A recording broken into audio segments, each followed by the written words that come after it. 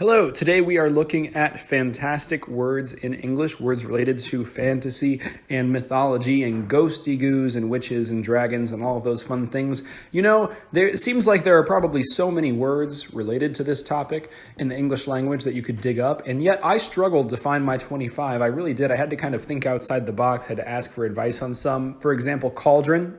Never would have thought of cauldron. I don't know why, but I didn't think of what was it? I didn't think of ghost. So let's jump in. One of the really cool things that I noticed during this research is that you can kind of find three main categories that these words inhabit. And it has to do with the nature of the words themselves. So for the first one, you have words that come from Old English folklore. And so when we're looking at these, I'm gonna look at each individual word on my list for my research, and then I'm going to explain to you which group they fit in, and if I can, explain why they're in that group, what puts them there.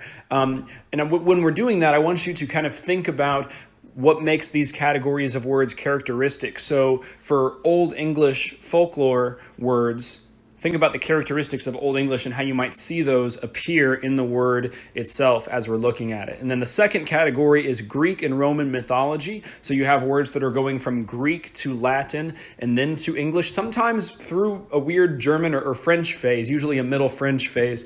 And then in the third one, you have the other kind of miscellaneous category of words that are borrowed from foreign folklore. Think words like leprechaun, or words that might come from other foreign mythologies or folk tales. So the first word we're going to be looking at is wizard. It was first recorded between 1400 and 1450, and it comes from the Middle English word wizard, but with an S.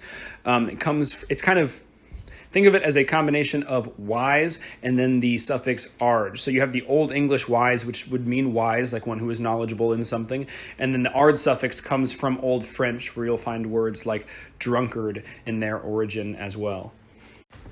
So our second word, naturally, we talked about wizards. We're going to have to look at witch next. We really should have looked at this one first, though, because it was first recorded before 900 AD. It comes from the Middle English witch, which comes from the Old English.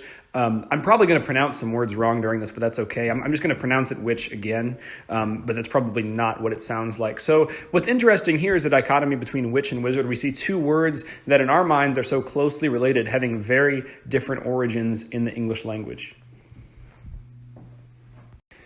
So since we talked about the origin of witch and wizard, it only makes sense to address the word magic because it has to come from one of those two contexts, right? We actually find the word magic first recorded between 1350 and 1400, coming from the Middle English magic, but with a K, from the Latin magica. Now, this makes sense because we're looking at the second period of Latin influence on the English language, in which a lot of it had to do with the spread of Christianity. It had to do with literature and education. So words like magic and some of the other ones that we're going to look at coming into the language around this time make more sense than it might appear at first. So the word that came to interest next was the word dragon. It was first recorded between 1175 and 1225. This is during the Middle English period, of course, coming from Old French, before that from the Latin drakon, and the Greek drakon before that. So this is, and in Greek it just meant a kind of serpent. It wasn't necessarily a mythological word. So this is an example of the second category that we mentioned, where words will come from Greek and Roman mythology and then enter English through Latin. In this case, through Latin and then Old French and then Middle English. Our next word is ogre. This is a fun one, partially because if you look at the picture down to the right, these are all like Google Images clip art, by the way. If you look down to the one at the right, that ogre does not look like Shrek, but he is carrying a tiny donkey, and it reminded me of Shrek, and I thought it was funny. So this word was first recorded that is a typo. It was not recorded in 1705. It was recorded between 1005 and 1225 from the Latin Orcus Orcus, who is the Roman god of the underworld. So if you ever go to the Roman underworld and Shrek's down there just hanging out, let me know. All right, so this is the word that I forgot at first, ghost. First recorded before 900 AD from the Middle English goost and the Old English gast. I believe that's the right way to pronounce that symbol. I would like to take it back personally to the Middle English, and I would like to go back to goost. But like I said, this is an example from the first category where we have words from Old English folklore that have just traversed for this long. And like I said, note the characteristics of Old English within this, right? You've got the g sound, and you've got kind of a shorter word. It's a noun, which is important. Fitting into the spooky theme that we've created with the word ghost, we're looking at the word monster. Please ignore the clip art on this one. It was kind of the best thing that I could find, and frankly, I know it's horrifying. I don't really want to look at it myself. This was first recorded between 1250 and 1300 from the Middle English monster. It's just monster with the switched R and the E. It's funny, I'm not sure if that was an earlier shift in modern English or if this is related to the Noah Webster changes that we talked about in one of the previous lectures in the class, one of the recent ones.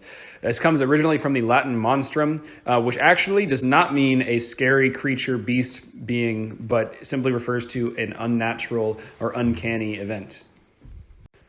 All right, the monster clip art scared me so bad that we have to talk about unicorns next. This was first recorded between 1175 and 1225 from the Middle English unicorn, like unicorn, but with an E, and from the Latin unicornus. It did not specifically refer to a horse with a big candy corn horn on its head or whatever, but just a one-horned anything. So it was used as an adjective to describe a one-horned creature before this time.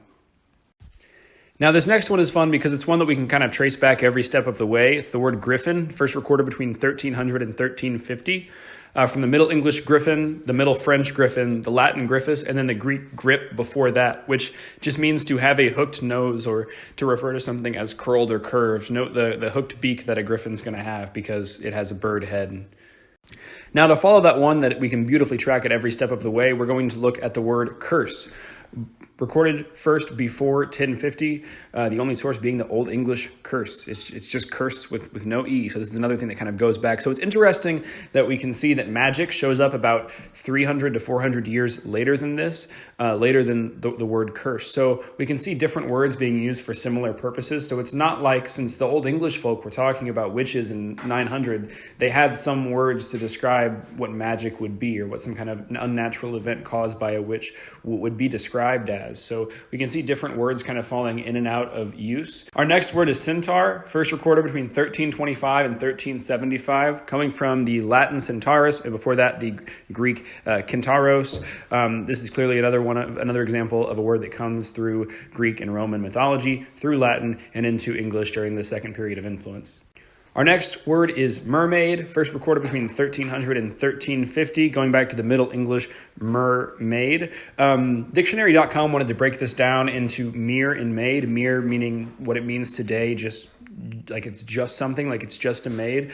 I did not include that on the slide, but looking back on it, the illusion is that it's a mere maid, but it's actually a deathly fish lady. That's the whole fantasy part of it, right? So I suppose that compounding proposition could be solid after all. Please do not look at the clip art. I know it's horrifying. Our next word falls into the third category of foreign folklore and cultures. It's golem, first recorded between 1895 and 1900. It comes from the Yiddish goylem, and then comes from a Hebrew word that's very, very similar. Now, this next one is my favorite, not because of what it is, but because of the information that we have on it. So the next word is kraken. It's from Norwegian, and of course it's the sea monster that's said to appear off the coast of Norway. So it's just from Norwegian. We adopted the word, we borrowed the word kraken. We didn't really do anything to it. We do say what's kraken sometimes if we live in 1993, but it's not 1993, and that's the wrong kind of kraken anyways. Another classic example of a word related to fantasy and mythology coming from Greek and Roman mythology themselves is phoenix, first recorded before 900 from the Old English phoenix, the Latin and Greek phoenix as well. So obviously this did not come from the second period of influence, but rather the first. So it's interesting that this kind of showed up in that way. Okay, now we're going to do something similar to what we did at the beginning with witch and wizard, where we look at two words that are very similar, that have similar uses and meanings today, and in this case, always have. And we're going to compare the similarities and differences and see what we can find that's interesting there. So the first word we're going to look at is undead. That's right, we're back to our spooky zone now. First recorded in 1400 from the Middle English undead, and first used as a noun between 1895 and 1900. So until around 1895, it was used only as a verb, I would assume, to make something undead, or even as an adjective to describe something as undead. But the concept of the undead, right, those walkers, was not around yet. So our next word, naturally, is zombie. The other way to describe something is undead. First bred into the English language in fiction in the early 19th century, but is originally of West African origin.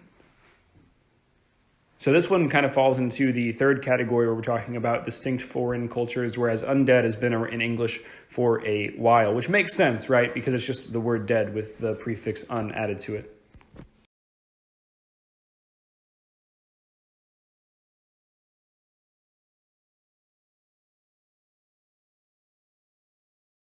Our next word is dungeon. Now we're kind of getting into the really spooky corner. Honestly, to me, dungeons are a little bit scarier than zombies. I mean, if you're in a dungeon, who's to say what's in there with you? If you're in a zombie, you've already been eaten. So that's its own kind of problem. Dungeon was first recorded in English between 1250 and 1300 from the Middle English dungeon. It has a couple of different spellings, and that itself comes from the Middle French dungeon. Okay, so I know I've been telling you not to look at the clip art, but for this one, I really want you to look at the clip art because I think it's hilarious. Our next word is troll, first recorded between 1610 and 1620 in English, but originally comes from the Old Norse word troll, which simply means demon. So if you ever watched Dora the Explorer and you got like the troll under the bridge, just know that that translates in Old Norse directly to demon, and you should be very afraid.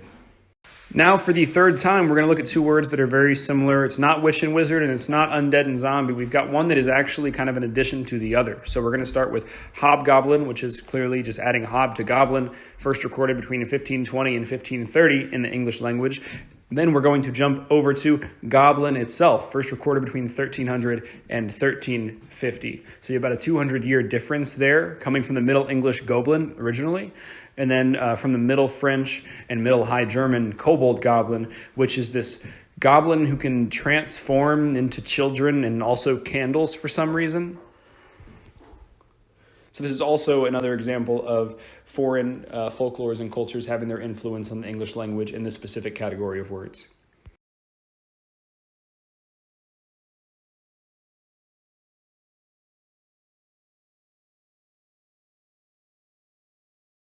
Okay, this next one is interesting because of the way that it was formed. Our next word is elf. It was first recorded before 1000 AD.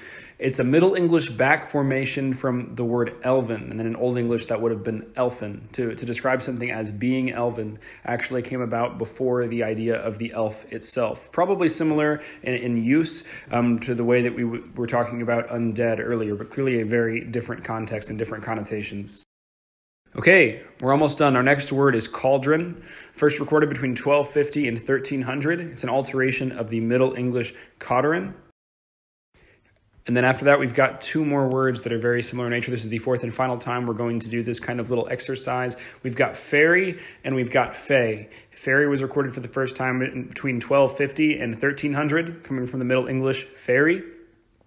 And then fae, which is supposed to mean the same thing, was first recorded between 1350 and 1400 from the Middle English fay and the Middle French fay. So while fay has a French origin, fairy itself seems to appear for the first time in Middle English. It's interesting that fay comes after, despite the fact that it comes from Middle French, so it's likely that is a result of the influence of the Norman conquest. But it's interesting that we see fairy come up before that, rather than fae being transformed into fairy due to the characteristics of English itself.